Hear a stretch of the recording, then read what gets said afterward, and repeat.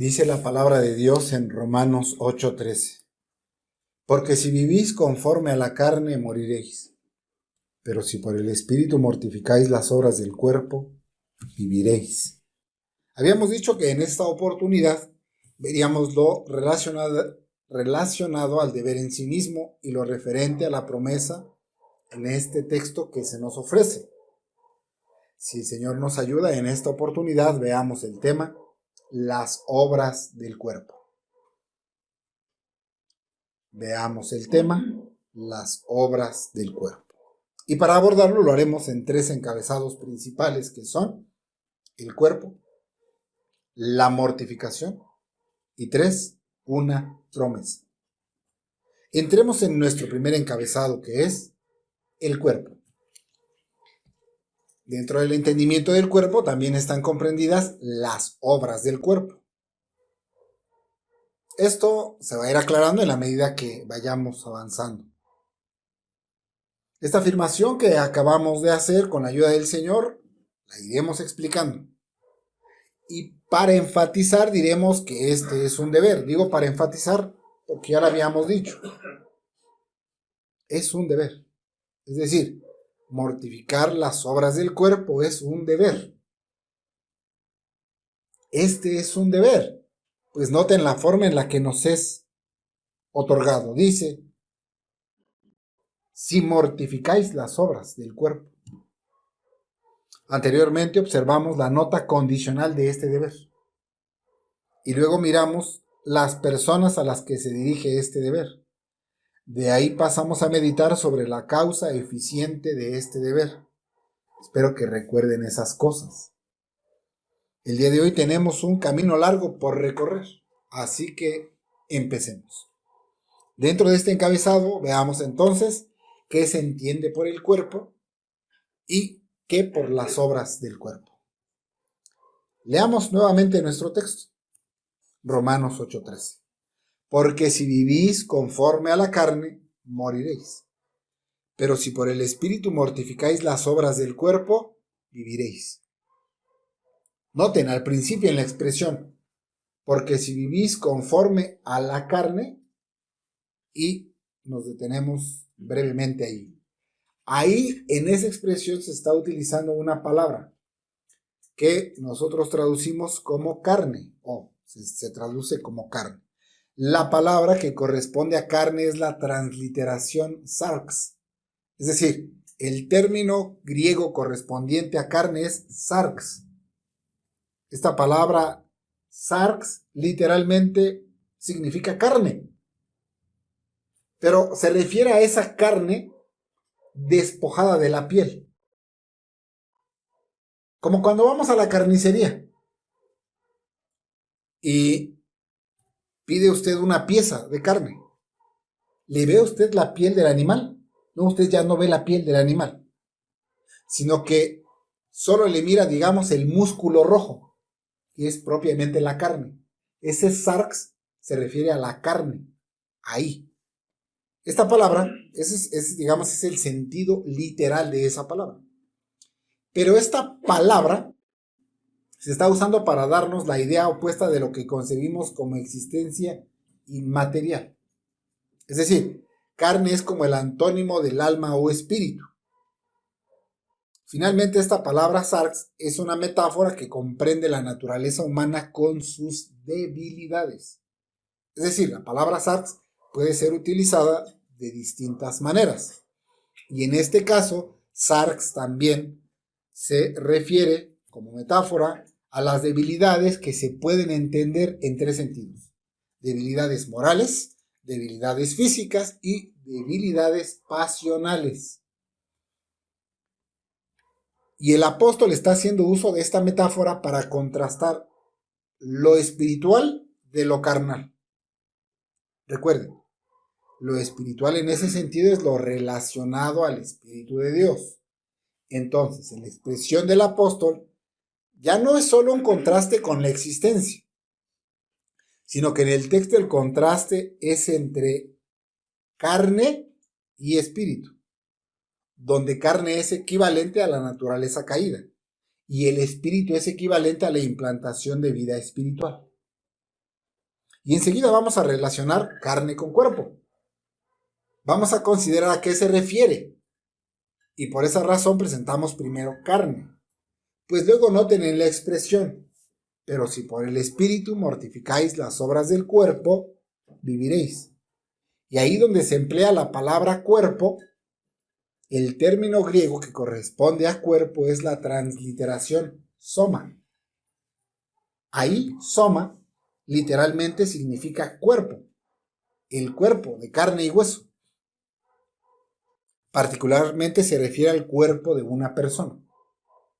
Pero este término también puede emplearse en un sentido figurado. Es decir, puede darnos a entender una idea mediante el concepto de cuerpo. Precisamente como es el caso aquí. Y el punto es que aquí cuerpo es lo mismo que carne de la expresión anterior. El apóstol está contrastando lo carnal de lo espiritual y hace una especie de intercambio de términos para referirse exactamente al mismo asunto. Es decir, carne al principio es lo mismo que cuerpo, pero ahora en la siguiente parte del texto. Y esto es así debido a que en el creyente aún hay presencia de pecado. Noten, estoy utilizando en el creyente.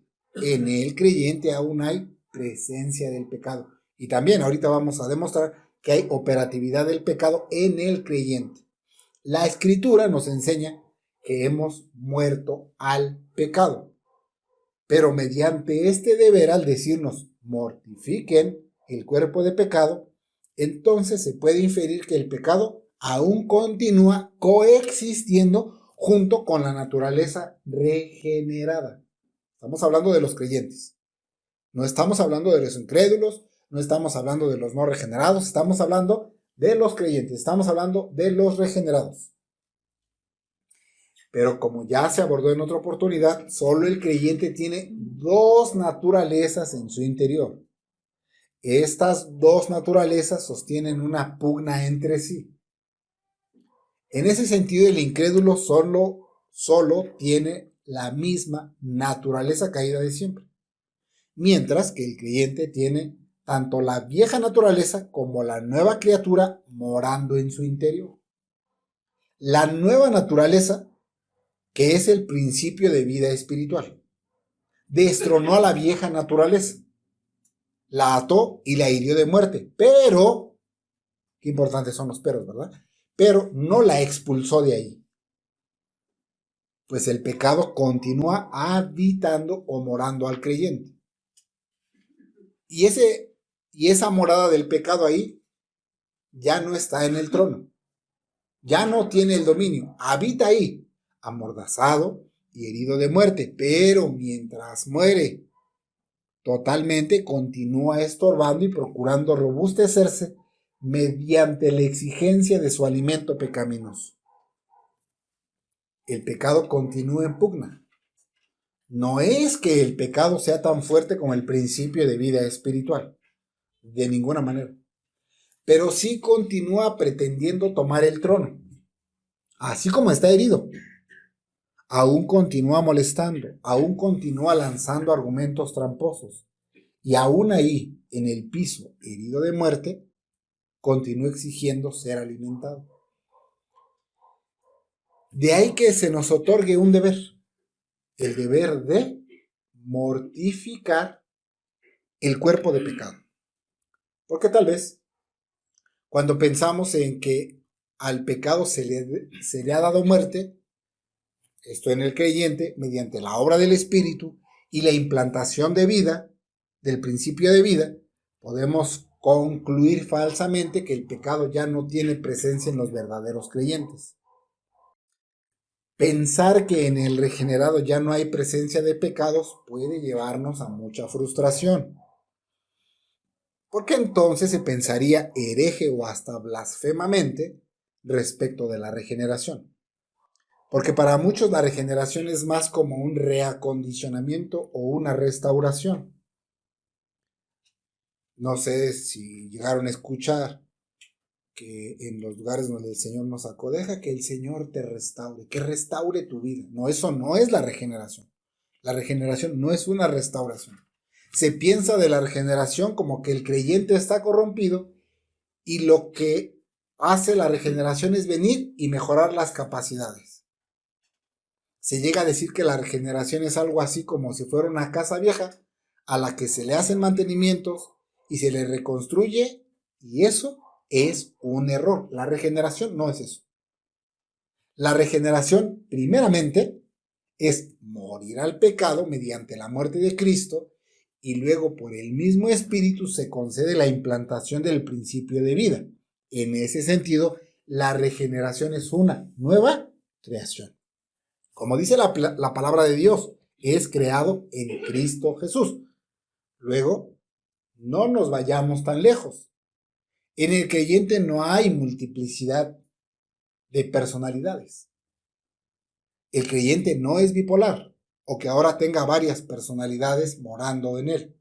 Es decir, en el creyente habita o mora el pecado, pero también en el creyente mora la nueva criatura. Pero no nos vayamos tan lejos. El creyente no tiene multiplicidad de personalidades. El psiquiatra va a decir, tal vez un psiquiatra medio loco, que entonces el cristiano tiene trastorno disociativo de la identidad, lo que antes se conocía como trastorno de personalidad múltiple. Eso sería pensar muy perversamente de lo que estamos hablando. Y a lo que nos estamos refiriendo es a principios operativos. El pecado es un principio operativo y la nueva creación es un principio operativo en el creyente, no personas dentro del creyente, principios operativos. El pecado, aunque muerto, sigue con presencia y es un principio que opera. Dijimos que sin la efectividad y dominio de siempre. Y ya no está en el trono dominando, sino que se encuentra derribado y amordazado. Pero también está el principio de vida. Y este principio de vida se encuentra en el trono. Este principio de vida espiritual tiende a la santidad y a la obediencia. Este principio habita en los regenerados. Este es un principio operativo. Entonces, lo que pretendemos expresar es que dentro del creyente hay dos principios. Ahí está el principio operativo del pecado y el principio operativo de vida espiritual. Y debido a la presencia de pecado es que a los regenerados se les manda mortificar el pecado. Esta también es la razón del por qué este deber se le prescribe únicamente a los creyentes y no a los incrédulos. Pues en los creyentes en verdad hay dos principios que operan y que están en pugna. Recuerden, porque al decir pugna ya se les olvidó que aunque están en pugna, el principio de vida espiritual está en dominio. Y esta pugna no es una lucha de poder a poder. Eso no es pugna. ¿Por qué? Porque al pecado se le dio muerte, o se le hirió de muerte, se le ató, se le quitó el trono del corazón y fue herido de muerte. Y está ahí, agonizando, amordazado mediante el principio de vida espiritual. Ya que el apóstol, al otorgar este deber, da por hecho esta realidad. Al reconocer que ahí dentro del creyente se encuentra la carne. Dentro del creyente se encuentra la carne. Pues al inicio del versículo sentencia que los que viven conforme a la carne tendrán la justa recompensa, esto es, la muerte, dándonos a entender que el pecado aún no ha sido retirado del creyente. Y luego, mediante una figura de lenguaje en el mismo versículo nos enseña que aquellos que para el Espíritu mortifican el cuerpo de pecado son los que viven. Y precisamente en este capítulo 8 se enseña esta pugna. Desde el inicio del capítulo y en adelante se medita sobre esta pugna que hay entre la carne y el espíritu. Algunas veces ese residuo de pecado en el creyente se le dice carne y en otras ocasiones se le dice el cuerpo, tal como dice nuestro texto. Y vamos a encontrar, algunas veces lo vamos a encontrar que dice carne y algunas veces vamos a encontrar el cuerpo de pecado, tal como dice nuestro texto. Y vamos a encontrar que a ese residuo de pecado se le dice también de otras maneras. Volvamos nuevamente a nuestro texto para afianzarnos en lo que venimos expresando. Dice la palabra de Dios en Romanos 8:13, porque si vivís conforme a la carne, moriréis, pero si por el Espíritu mortificáis las obras del cuerpo, viviréis. Noten que el apóstol al inicio del texto dice carne, y luego en la segunda parte del texto dice las obras del cuerpo, lo cual es lo mismo. Carne y obras del cuerpo es lo mismo. A través del pasaje se está contrastando esto. Se contrasta la vida con la muerte. Cuando en nuestro texto a la primera vez se contrasta la muerte con la vida, lo hace con el nombre de carne. Y la segunda afirmación que contrasta la muerte con la vida se hace con el nombre de obras del cuerpo. Es decir, la vida contra lo que vendría siendo su antítesis, esto es la muerte, con el nombre de carne o conforme a la carne. Y luego espíritu, contra su antítesis, esto es las obras del cuerpo, que al final resulta en muerte. Por esa razón, vida es igual a espíritu. El principio de vida es igual a espíritu. De ahí que carne, que es muerte, es igual a las obras del cuerpo, que es muerte. De ahí nuestra afirmación para decir que tanto carne como obras del cuerpo es lo mismo, pues tienen el mismo fin. ¿Cuál? La muerte. Carne es lo mismo que cuerpo, en la metáfora que está utilizando el apóstol. Recuerden, carne y cuerpo es lo mismo, y esto es un principio presente y operativo en el creyente. Este principio, a veces llamado carne y a veces llamado obras del cuerpo, al final son muerte. Entonces, ¿qué es el cuerpo? Bueno, todo esto se dijo para que podamos comenzar a comprender que el cuerpo es un principio actuante dentro del creyente, que como habitante incómodo tiende a la corrupción y a las antiguas concupiscencias. Porque escuchamos cuerpo y es probable que usted solo piense en el cuerpo físico. Y dentro de estos temas el cuerpo no siempre se refiere a eso, sino muchas veces a las pasiones y concupiscencias pecaminosas. Luego, esas pasiones, corrupciones y concupiscencias vienen a ser las obras del cuerpo. Pero no se limite a pensar en obras como hechos concluidos o consumados, ya lo veremos. Un hecho concreto, por ejemplo, es subir, entrar, brincar, comer, sujetar. Eso es algo que se lleva como una acción cierta y determinada. Pero la pregunta ahí es, ¿qué le llevó a realizar esos hechos ciertos y determinados? ¿Qué le motivó a realizar esos actos concretos?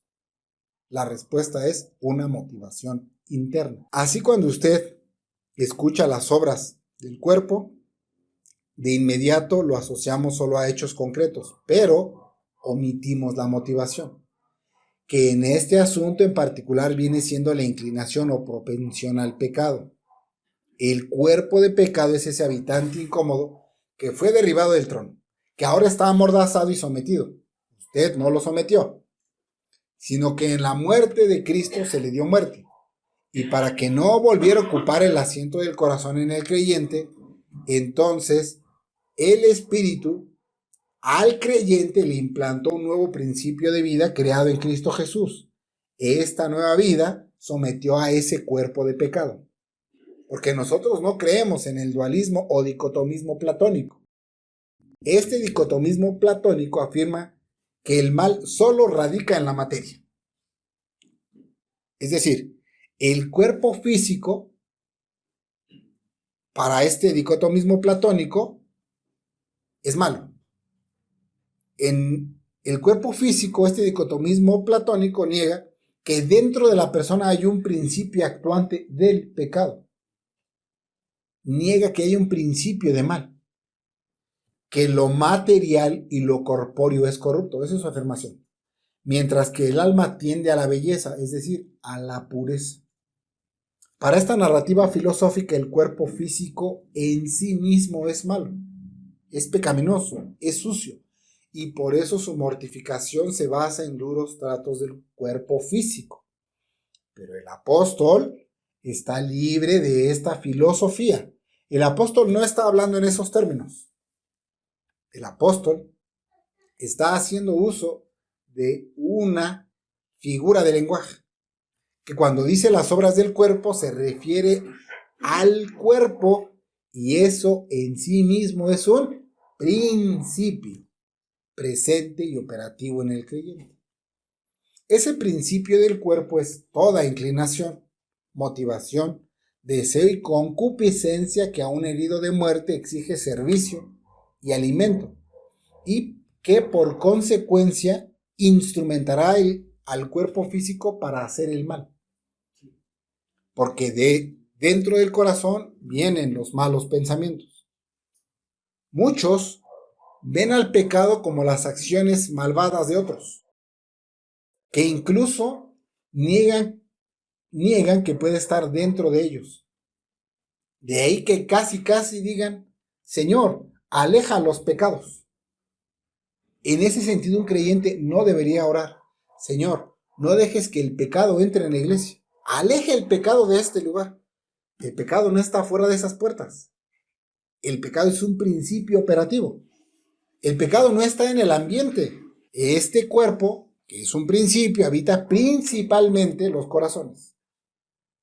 Es como cuando el católico ve algo que considera pecaminoso. Y para que ese pecado, según él, no llegue a ser una influencia maligna, ¿qué hace? Se persigna. ¿Y por qué lo hace? Para alejar todo mal. Es decir, según él, para alejar el pecado, y no se da cuenta que el pecado está dentro de él, no fuera de él. Eso se dice del incrédulo. Pero el creyente no debe pensar que como regenerado ya no hay ningún principio de pecado morando en él. Al contrario. Pues el creyente no debe concluir erróneamente que como justificado, ahora en su corazón ya hay ausencia de pecado. Y que hasta llegue a pensar que Dios debe alejar los pecados de la influencia que otras personas le producen. Porque entonces ignora que el principio de pecado, que aquí se llama carne y cuerpo, continúa habitando en su corazón. El pecado está acostumbrado a dominar. Y mientras muere y es expulsado completamente, hará todo lo posible por continuar con lo que corresponde a su naturaleza. Debemos aclarar esto. El creyente no alcanzará la perfección en esta vida. La ausencia de pecado no se alcanzará mientras estemos en esta vida. La ausencia de pecado es prometida para la glorificación. Mientras tanto, es deber del creyente mortificar el pecado. El apóstol no nos está contando una historia fantástica. El apóstol está diseccionando lo que hay dentro del creyente. Y dentro del creyente hay un principio de vida, que es la regeneración. Y también es una realidad que dentro de ese creyente hay un principio que fue destronado y amordazado, pero ocupa un lugar. Ese otro principio, con todas sus concupiscencias, es el cuerpo. Ese cuerpo herido de muerte continúa con sus antiguas características. Ese cuerpo no ha perdido su antiguo conocimiento de siempre. Ese cuerpo sigue razonando de la misma forma de siempre. Ese cuerpo se sigue comportando como lo que siempre ha sido. No crean que como fue vencido y bajado del trono, ahora ya es sumiso y anda en humildad. Pues aún ahí, herido de muerte, da órdenes, exige servicio, exige ser alimentado. Se acostumbró a tener privilegios. Se cree con derechos. Al haber sido antiguamente el amo del pensamiento, de los afectos y de la voluntad, les sigue dando órdenes con pretensiones de tomar el trono. Ese cuerpo, que ya dijimos que no es otra personalidad dentro del creyente, sino un principio operativo, continúa con sus mismos deseos de siempre. Sigue siendo igual de astuto que siempre. Es como aquel lobo que dice: no te voy a hacer daño. Solo soy un viejo lobo herido, que no le hace daño a nadie. Ven, acércate. Ya sabemos que los lobos no hablan, es una metáfora. Dice: acércate, no te voy a comer. Continúa su argumento tramposo diciendo, al ser herido, cambió mi naturaleza y ahora amo las verduras. Y ahora hasta las disfruto hervidas. Ya no me gusta la carne, solo las hierbas y las plantas. Acércate, no te haré daño. ¿Ustedes creen que si un lobo es herido de muerte, sus gustos por la carne cambiaron a los de un herbívoro? No, por supuesto que no. Su naturaleza, aún después de ser herido, seguirá siendo carnívora. Así con el cuerpo. Otra vez, cuerpo como corrupción, como principio corruptor. Ese cuerpo continúa teniendo las mismas perversiones, las mismas sucias inclinaciones, los mismos pensamientos corruptos, los mismos afectos perversos y las mismas tendencias a oponerse a Dios, a su ley y a su evangelio. Ahora advierten la razón del deber de mortificar el cuerpo de pecado. Cuando acudimos a los puritanos, valga la redundancia, más puros, nos encontramos que ellos no estaban sujetos a las reglas académicas que ahora han impuesto los seminarios. Y lo que ellos pretendían al escribir y enseñar era otorgar el entendimiento de las cosas. Es decir, su pretensión al abordar estos temas era brindar luz y entendimiento. Así, cuando nos dan a entender lo que es el cuerpo, lo hacen con tanta fuerza que no dejan espacio para que pensemos desviadamente al respecto. Su intención es enseñar mediante un entendimiento sólido. Así, el pastor puritano John Owen, al decirnos lo que se entiende por el cuerpo, nos dice lo siguiente, cito: el cuerpo, pues, aquí es tomado por aquella corrupción y depravación de nuestra naturaleza, de la cual el cuerpo en gran parte es el asiento e instrumento, siendo los mismos miembros del cuerpo hechos siervos de la injusticia por medio de ella, como enseña Romanos 6:19. Es el pecado que mora en nosotros, la carne corrompida o concupiscencia, lo que aquí se pretende. Fin de la cita. En el texto que tomamos como fundamento, el cuerpo es tomado por aquella corrupción y depravación de nuestra naturaleza. Observe, y con esas palabras el pastor puritano nos está diciendo que el pecado, que aquí se llama cuerpo, continúa teniendo presencia y operatividad en el creyente. Con esa afirmación nos está diciendo que el mal no solo radica en la materia corporal del creyente, sino que aquella corrupción y depravación radica principalmente en nuestra naturaleza. Con esta afirmación el pastor puritano nos está enseñando que ese pecado continúa con sus antiguas inclinaciones y corrupciones. El cuerpo continúa en tendencia al mal,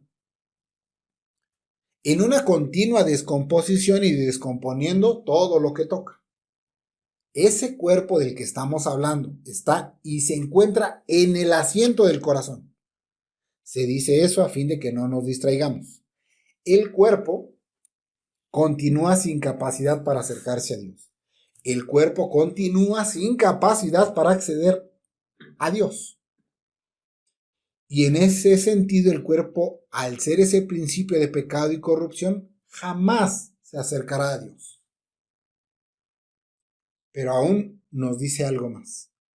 Y esto es que el cuerpo, como principio operativo de corrupción mezclado en la naturaleza del creyente, ocupa el cuerpo físico para ejecutar sus obras. Entonces, el cuerpo, ahora sí, el cuerpo físico o los miembros del cuerpo físico son instrumentos de la corrupción que ahí es llamado cuerpo. Por ejemplo, si aquel creyente es encendido, digamos, al chisme, aunque el principio está como corrupción y concupiscencia habitando en el corazón y no vemos esa corrupción porque está dentro de su corazón, esa corrupción hará uso tanto del oído como de la boca y los instrumenta para la corrupción y depravación. Valga nuevamente la redundancia. Los miembros del cuerpo son instrumentos del cuerpo del cual venimos hablando. Entonces, el cuerpo como principio es esa corrupción y depravación que se vale de la persona entera para llamarle al pecado mismo. Es decir, el cuerpo aquí, y en virtud de todo lo que hemos venido meditando, es el pecado que mora en nosotros. La carne corrompida o concupiscencia. Las motivaciones, deseos, malos pensamientos, perversiones, desórdenes, corrupciones e inclinaciones, acciones pecaminosas y omisiones del bien son ese principio de pasión y concupiscencias que aquí es llamado cuerpo. Noten que es un principio, pues no podemos ver las concupiscencias por sí mismas, sino que vemos su manifestación. En ese sentido, el pecado que mora en nosotros es como el mar, que se ve tranquilo en la superficie, pero que dentro de él hay toda clase de peligros. Dentro de él rugen las más grandes mareas y corrientes. Así por encima no se ve. A primera vista no se aprecia, pero es traidor. Dentro del mar hay toda clase de peligros y bestias desconocidas. Usted ve el mar, lo mira por fuera, digamos desde la playa, lo ve tranquilo y hasta dice, mira qué bonito es el mar. Pero usted ignora toda la violencia que hay ahí adentro. Así exactamente es el pecado que mora en el creyente. Porque si no fuera así, entonces no se nos ordenaría mortificar. Este cuerpo antiguamente ha sido uno con el creyente, a tal punto que aún se toma al pecado como parte de toda la constitución de la persona. En otras palabras, los creyentes son santos, pero también son pecadores. En ese sentido, los no regenerados solo son pecadores, y no hay en ellos principio de santidad. El pastor puritano John Owen nos especifica qué es el cuerpo. Cito, el cuerpo aquí es el mismo que o palaios antropos, el viejo hombre, y tosoma tes amartías, el cuerpo de pecado, como enseña Romanos 6:6. O puede ser sinécdoque la persona entera, considerada como corrompida y como asiento de las concupiscencias y afectos desordenados. Fin de la cita. El cuerpo es el viejo hombre. El viejo hombre habita al regenerado. Ese viejo hombre no está fuera del regenerado. No es como si fuera un chamuco insinuándole que haga lo malo. No, no es así. Sino que el viejo hombre continúa habitando en el creyente. El cuerpo es el cuerpo de pecado. Y ese cuerpo de pecado se refiere a toda la persona, que hasta ahora es inseparable. Este cuerpo es considerado corrompido. Este cuerpo es el asiento de las concupiscencias. Este cuerpo del que venimos hablando es el asiento de los afectos desordenados. De ahí que el cuerpo muchas veces se toma por las obras desordenadas. Porque no solo es un habitante incómodo, no, sino que la manifestación de su presencia y operatividad se manifiesta por las obras que realiza. Pero para eso consideremos, dentro de este mismo encabezado, las obras del cuerpo. La palabra obras es el término correspondiente griego que se ha transliterado como praxis. Praxis literalmente significa hechos, obras u operaciones. Estas operaciones se refiere a un asunto externo. Es decir, el principal significado de praxis es literal. Se refiere a hechos o acciones externas, pues noten que dice las obras de la carne. Esa palabra, como dijimos, también significa operaciones. De ahí que podemos decir que es un principio operativo. Está hablando de una funcionalidad, es decir, un cuerpo que aún ejerce funciones. Si ya hubiera sido expulsado del creyente, entonces no tendría funciones. Pero se dice que este cuerpo tiene obras u operaciones. De ahí que sigue operativo. No como principio dominante, pero sí como principio operativo u obrativo. No sé si existe esa palabra. De obrativo. Una obra es un hecho producido, en este caso, por un agente. Es decir, ¿cómo sabemos que aquel es un constructor de casas?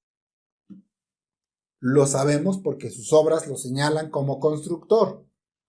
Es decir, si el proyecto de construcción solo se quedara en su pensamiento, no sería un constructor, sería un iluso. Eso sería una fantasía. Pero aquella barda, aquel cimiento, aquel castillo o trave que produjo, nos hace saber su obra y operatividad. Así con las obras del cuerpo. Usted y yo no vemos el pecado como un agente. No es una persona dentro de nosotros. Pero lo que sí vemos son sus obras. El pecado es observable por su operatividad. Las obras del cuerpo nos dan evidencia de la existencia de ese cuerpo. Pues miren la primera parte del texto de Gálatas 5:19. No vamos a entrar al texto, lo estamos mencionando para reforzar nuestro argumento. Dice la palabra de Dios en Gálatas 5:19. Ahora bien, las obras de la carne son evidentes, las cuales son, fíjense cómo dice, las obras de la carne. ¿Son qué? Evidentes. ¿Cómo es evidente la corrupción, depravación y concupiscencias? Por sus obras, por sus obras, por sus hechos, por las cosas que produce. Es evidente por su operatividad. Y luego el pasaje nos dice cuáles son esas obras y las enlista. Y se dice que esas obras son evidentes. Que son evidentes significa que no lo podemos negar. Es una prueba y demostración. Es algo que no podemos ignorar. Porque lo deja ver claramente. Entonces, si lo deja ver claramente, es manifiesto. Anteriormente, cuando uno pasaba por Periférico Sur, desde lejos se dejaba ver la rueda de la fortuna. Era evidente que lo que antes se conocía como la feria de Chapultepec, ahí estaba ese juego mecánico. Desde lejos se veía, era evidente. No solo era que alguien le contaba que en ese parque estaba esa estructura, sino que se manifestaba y nadie lo podía ignorar. Era evidente que en ese lugar se podía acceder a dicho juego. Así con las obras del cuerpo. Estas son evidencia del cuerpo. Las obras del cuerpo son evidencia de la existencia de ese cuerpo. Así las obras del viejo hombre son evidencia del viejo hombre. Esas obras son evidencia de la corrupción, depravación y concupiscencias que aún moran en el creyente verdaderamente regenerado. Pero el deber no está dado solo para mortificar las obras externas. La expresión obras de la carne se emplea para que comprendamos su operatividad. Pero el deber en sí mismo es dado para atender las causas que provocan esas obras. Pues el Señor, cuando da sus mandamientos, no solo apunta a las acciones externas, sino a las motivaciones. El Señor apunta a la raíz de donde provienen esas obras. Esas obras tienen motivaciones internas. Esas obras evidentes tienen una fuente de donde proceden y es ahí a donde apunta el deber. Esas obras cuentan con causas interiores, motivos y razones que la impulsan a evidenciarse como lo que son. Y es ahí donde principalmente se intenta dirigir el deber prescrito. Pues si la mortificación estuviera dirigida o destinada solo a las obras que produce, entonces entraríamos en hipocresía o en fariseísmo, al continuar con las causas y solo procurando débilmente retener el caudal de donde fluyen todas esas concupiscencias. El Señor, al ordenarnos el deber de mortificar, apunta su mandamiento a la causa. como en aquellas palabras del profeta Juan el Bautista al expresar: el hacha ha de ser puesta a la raíz del árbol. Por lo tanto, las obras de la carne han de ser mortificadas en sus causas, de donde brotan. Las obras de la carne no siempre terminan en pecado, pero eso no les quita su naturaleza. El apóstol las llama obras como aquello hacia lo cual toda concupiscencia tiende. El cuerpo, que ya dijimos que es un principio operativo, que es lo mismo que carne, se esfuerza por producir lo que siempre ha producido. Es decir, las concupiscencias siempre se han esforzado por producir obras pecaminosas. Y aunque solo conciba y resulte abortiva, no obstante, se esfuerza por dar a luz un pecado perfecto. Este cuerpo, al estar en una condición moribunda, no siempre logra su cometido. Pero eso no significa que desiste de producir y consumar pecado. Porque si fuera por el pecado, cada mirada terminaría en adulterio. Porque a eso tiende el pecado. Si fuera por el pecado, cada odio terminaría en asesinato. De ahí que se le digan las obras o productos del cuerpo. Es decir, sigue produciendo todo aquello que siempre produjo. Y sus intentos más tenaces es llegar a consumarlos. Estos intentos muchas veces son frustrados cuando el deber de mortificar es atendido adecuadamente. Pero no significa que esa corrupción será así nomás, sin dejar de insistir. El apóstol, tanto en el capítulo 7 como al comienzo de este capítulo 8, ha tratado acerca del pecado y la concupiscencia que mora en nosotros como la fuente y principio de todas las acciones pecaminosas, y se le debe mortificar, ya que el efecto de no mortificar es muerte. Porque tanto las obras de la carne como la intención de la carne viene a ser lo mismo. La carne tiene la intención de dar muerte. La propensión de la carne es la muerte. El propósito de la carne es muerte. La determinación de la carne es muerte. La carne se lanza con furia a la muerte.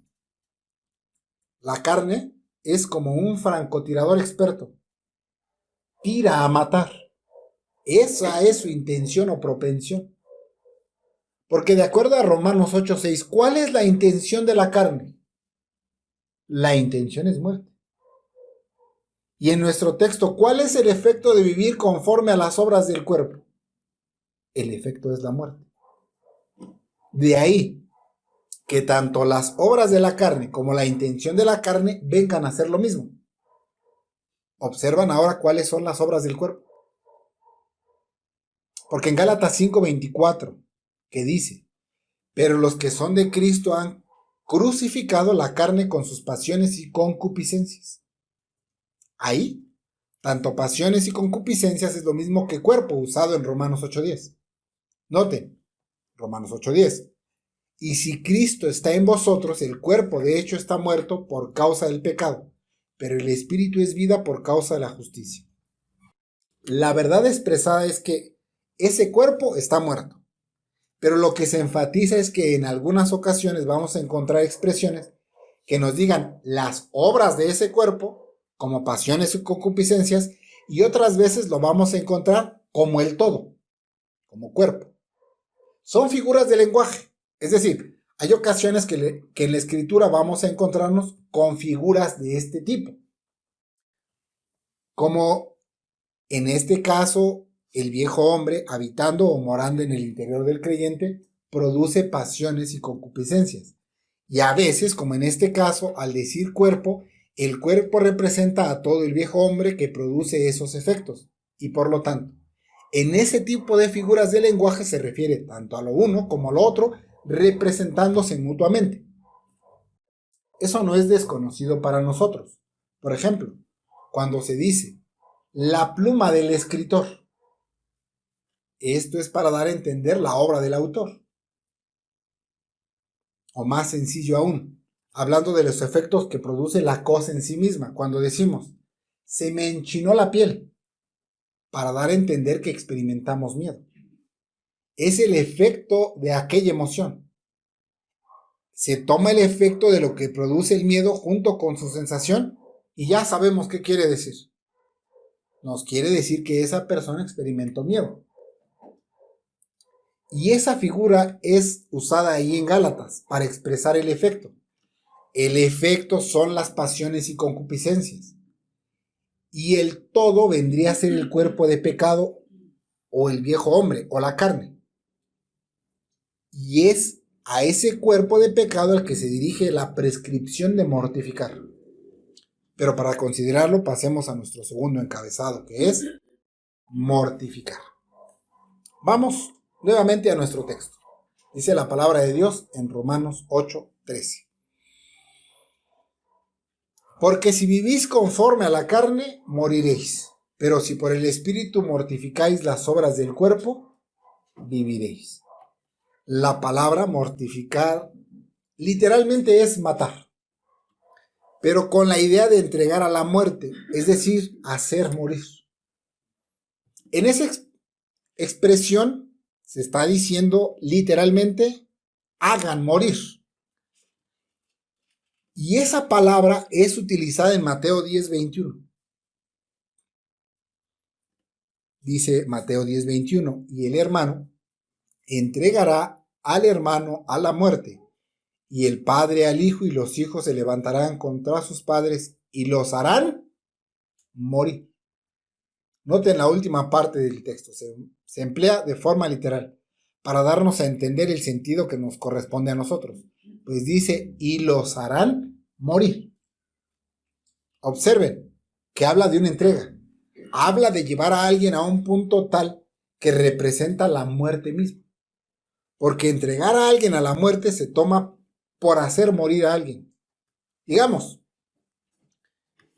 en un viaje al volcán, vamos a suponer el Nevado de Toluca, y usted se va con un grupo de expertos, y usted va como novato.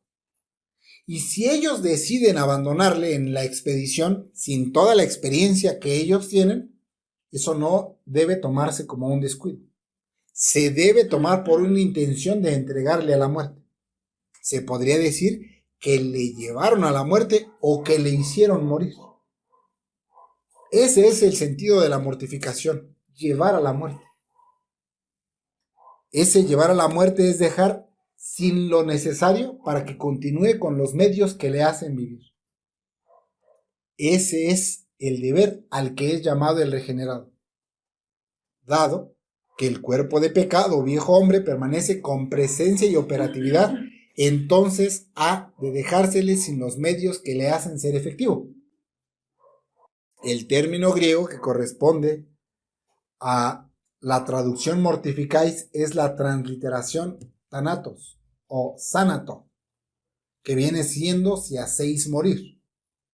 Aquí nos volvemos a encontrar con otra figura del lenguaje, pero esta vez nos encontramos con una expresión metafórica. Supongan que hay un enemigo real, es un ser vivo de carne y hueso que los está persiguiendo. Y si ustedes no lo matan, él les dará muerte. Esa es la figura tomada de esa palabra, ya que ahí el sentido es el hecho de quitar la vida a un ser viviente. El pastor puritano John Owen nos explica a qué se refiere esta figura de la mortificación. Cito: matar a un hombre o a cualquier viviente es quitarle el principio de toda su fuerza, vigor y poder, de modo que no pueda actuar, ni obrar, ni producir actos propios. Así es en este caso. Fin de la cita. El sentido de la palabra es figurado, pero el sentido del mandamiento es real y práctico. Entonces noten, se trata de quitarle el principio de toda su fuerza, vigor y poder para que ya no pueda actuar ni obrar, ni pueda producir efectos, nos dijo el pastor puritano. El cuerpo de pecado, como figura tomada de un lenguaje metafórico, es como un hombre que sí, está moribundo, está postrado, pero no ha cambiado nada de su naturaleza en absoluto. Pero para darle muerte es necesario estarle retirando aquello que le otorga vigor. Supongan que es como el enfermo en cama, que solo se mantiene con oxígeno, que si ustedes le retiran ese oxígeno, se muere. Y ese es el deber del creyente para con el viejo hombre o el cuerpo de pecado que mora dentro de él. Una vez más, la doctrina cristiana, la verdadera doctrina cristiana, no niega la presencia de ese viejo hombre morando en el creyente con los efectos que produce. Esa figura es tal que se asemeja a un hombre. ¿Qué hace un hombre? Un hombre piensa, desarrolla pensamiento, experimenta afectos y se determina a una y otra cosa. Un hombre por lo general tiene fuerza, vigor, realiza trabajo y ese trabajo se aprecia por los frutos de ese trabajo. El viejo hombre, morando en el creyente, se asemeja a un hombre con todas sus capacidades. Esto tengo que repetirlo, debido a que usted ya está pensando en que tal vez ese cuerpo de pecado o viejo hombre es otra personalidad que se desarrolla dentro de usted. Y no, no es otra personalidad, es un principio. En realidad, el viejo hombre está tan presente en el verdadero creyente que muchas veces no se puede apreciar si el acto es de la persona en sí o del viejo hombre. Incluso la nueva naturaleza está tan mezclada con la vieja naturaleza a tal punto que coexisten en una misma persona, que es usted. Pero el cuerpo de pecado es ese que exige el servicio al que siempre estuvo acostumbrado. Y la carne, o el viejo hombre, o cuerpo de pecado, hace llamados, y esas pasiones y concupiscencias que produce ese cuerpo de pecado es lo que debe ser mortificado. Espero que no hayan olvidado que la causa eficiente de esa mortificación es el espíritu. Pues nuestro texto dice, pero si por el espíritu mortificáis las obras del cuerpo. Es por el espíritu que las obras del cuerpo en sus causas debe ser mortificado. A ese cuerpo es al que se le debe poner a muerte. Llevarle a tal punto que se le deje sin los suministros que le hacen eficaz para producir las obras de la carne.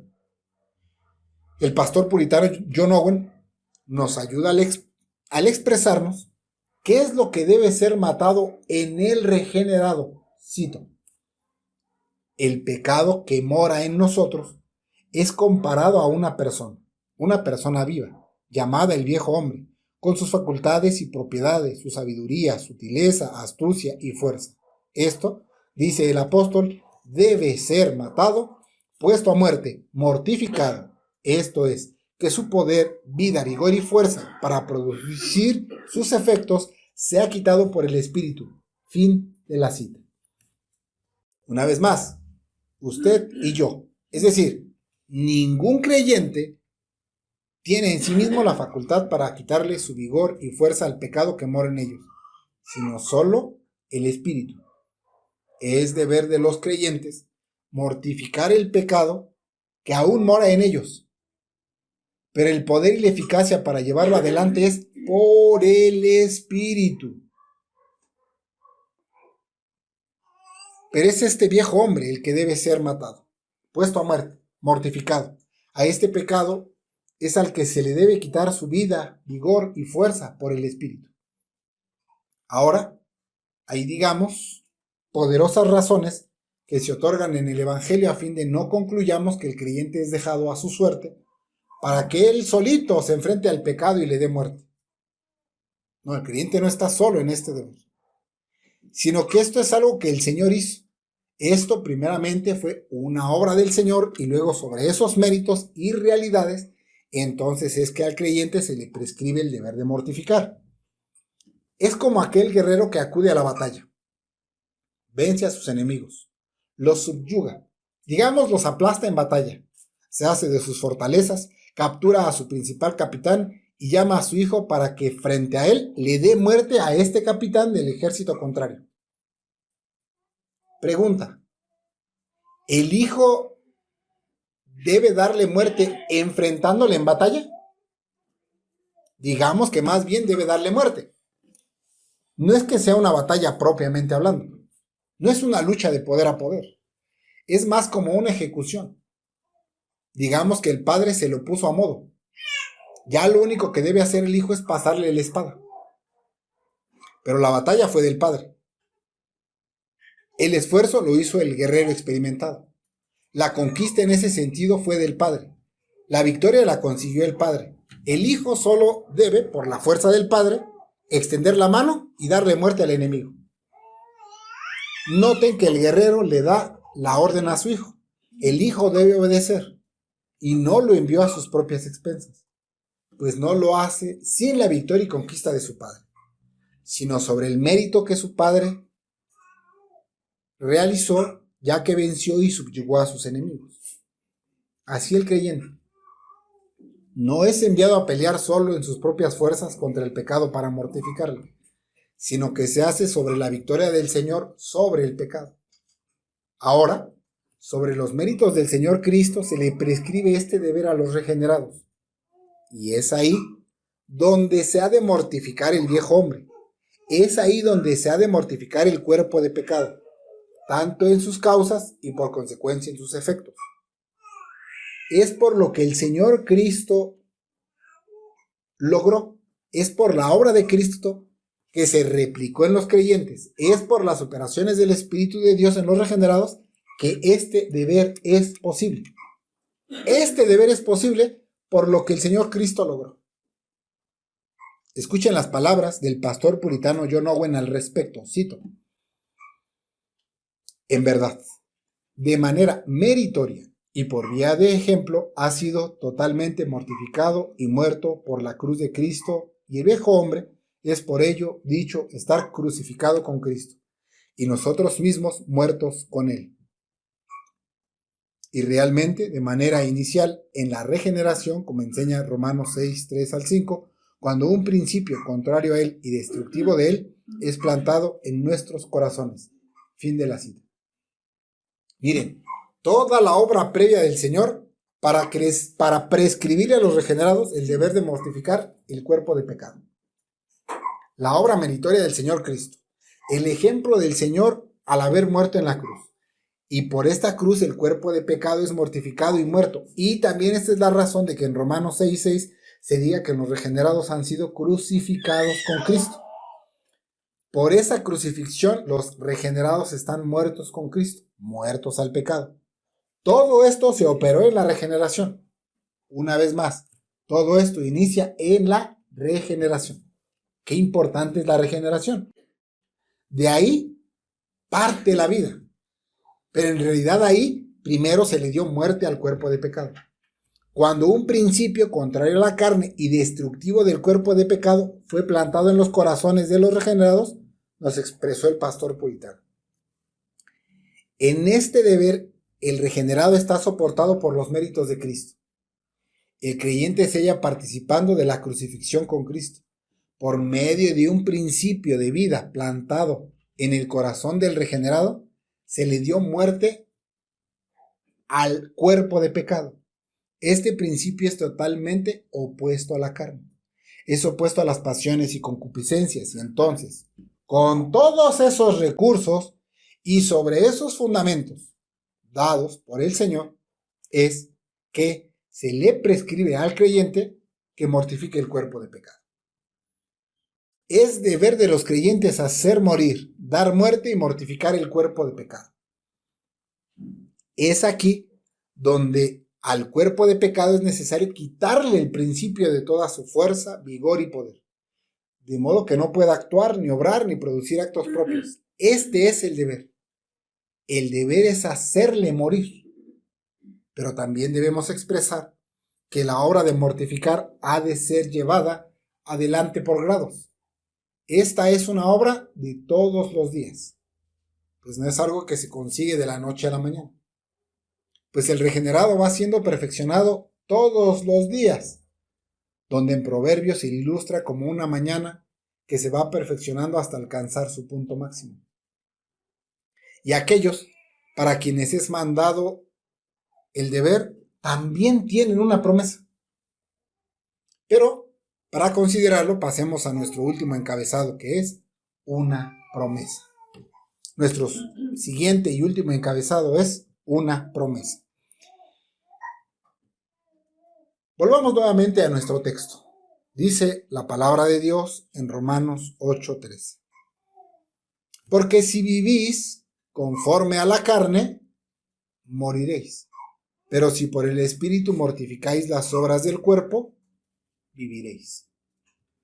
La intención del apóstol, al prescribir la mortificación del cuerpo de pecado, es que este sea el deber constante de los creyentes, ya que el pecado continúa morando en nuestros cuerpos mortales. Y para que no tenga vida y poder para producir las obras o hechos de la carne, entonces se otorga el deber para ser obedecido constantemente. Que el cuerpo de pecado no tenga vida no significa su aniquilación en nosotros. El verdadero creyente, mientras esté en esta vida, podrá mortificar el pecado, pero sin aniquilarle completamente. Es decir, el creyente en esta vida no podrá llegar a cero pecado, solo podrá estarle quitando su poder y eficacia constantemente. Y si esto es así, la promesa anexada a este deber es vida, pues dice, viviréis. El correspondiente griego para viviréis es el término sao. Este término, como muchas palabras griegas, tiene significado tanto literal como figurado. Pero en este caso el sentido no es figurado, el sentido es literal. El apóstol ha venido tratando el contraste entre la vida y la muerte. Y ya vimos que la muerte es una realidad. Por lo tanto, la vida es una realidad. La vida prometida se opone a la muerte amenazada en la primera parte del texto. ¿Cómo dice la primera parte de nuestro texto? Si vivís conforme a la carne, moriréis. Lo cual el mismo apóstol expresa así en Gálatas 6:8. De la carne segaréis corrupción. Es decir, nos está diciendo las mismas verdades con respecto de la carne. ¿Qué se ciega de la carne? Corrupción. Y si vivimos conforme a la carne, moriremos. O esto es también la destrucción de parte de Dios. Por la forma en la que se ha venido desarrollando el escrito inspirado, esta vida puede referirse tanto a la vida eterna como a la vida espiritual en Cristo. Una vez más, este deber es el medio para obtener esta vida. Pero recuerden, la vida eterna ya es una realidad en el creyente. Esta vida eterna no puede significar la vida eterna esencial del Señor Cristo, sino aquella que le es comunicada como principio de vida espiritual. Es decir, en la regeneración al creyente se le concedió disfrutar de esta vida espiritual. En otras palabras, esto ya lo tiene. El Señor no pondría a los creyentes a que ellos solos trataran de alcanzar lo inalcanzable para el hombre. La vida eterna y la vida espiritual no es algo que el creyente se ha mandado a alcanzar. Eso sería entregarle un mandato que dejaría sin posibilidades de salvación al hombre. El hombre no fue dotado para alcanzar esa vida. Eso sería imposible de alcanzar por el esfuerzo humano o por cualquier otra vía que dependa del hombre. Esa vida es prometida y otorgada en la regeneración. Y miren que tampoco esta vida que se promete aquí depende en su totalidad del hombre. Se le manda al creyente, otra vez, no a todos los hombres. Pero el mérito y la eficacia para el deber no provienen de la criatura, sino de Dios. Y entonces, si no es la vida eterna y no es la vida espiritual, ¿qué es lo que se promete? ¿Qué es lo que está prometiendo aquí el Señor? Pues la vida eterna ya se la dio. Y la vida espiritual ya se le entregó. Y la está disfrutando en el creyente. Si no es eso, entonces, ¿qué es lo que se promete? Ya dijimos, no la vida eterna, no la vida espiritual, debido a que el creyente ya goza de esa vida. Entonces miren lo que nos dice el pastor puritano John Owen de lo que se nos promete. Cito: sino en cuanto a su gozo, consuelo y vigor, como el apóstol dice en otro caso: ahora vivimos si vosotros estáis firmes. Es decir, ahora mi vida será provechosa, tendré gozo y consuelo en mi vida. Así también aquí viviréis, llevaréis una vida buena, vigorosa, confortable, espiritual, mientras estéis aquí, y obtendréis la vida eterna después. Fin de la cita. ¿Qué nos está expresando el pastor puritano? Que la vida que se promete tiene relación con un andar. Que si el creyente mortifica debidamente el cuerpo de pecado, entonces gozará de consuelo y vigor espiritual.